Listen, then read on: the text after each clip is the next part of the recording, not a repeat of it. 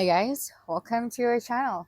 In this video, I'm going to show you how to get a voucher in Cebu Pacific and what it is and how you can actually receive or use one of for your flights. Okay, so first you need to understand this. In Cebu Pacific, a voucher is usually called a travel voucher, and you don't directly buy it or request it anytime. It is issued by the airline in specific situations only. So you can get a Cebu Pacific voucher if your flight is canceled by the airline, your flight is significantly changed or disrupted, and of course, you were offered a voucher instead of refund or rebooking.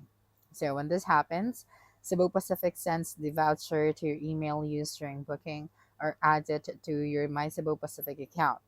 So where you can actually check your voucher, you just have to go to Cebu Pacific website or application. That's right.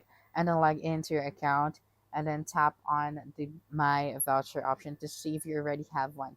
And you can check your email inbox for a message from Cebu Pacific containing your voucher details.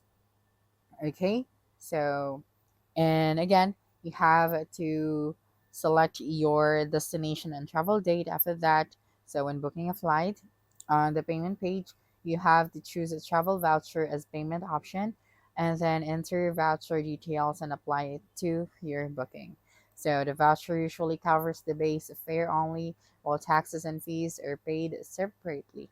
So voucher are non-transferable. You cannot give it to someone else. It is valid only for specific routes and passenger. And always check your email and account regularly for updates. So that's it for this video. If you think this video helped you solve your concern, please subscribe, like this video, and leave your comment below. Bye.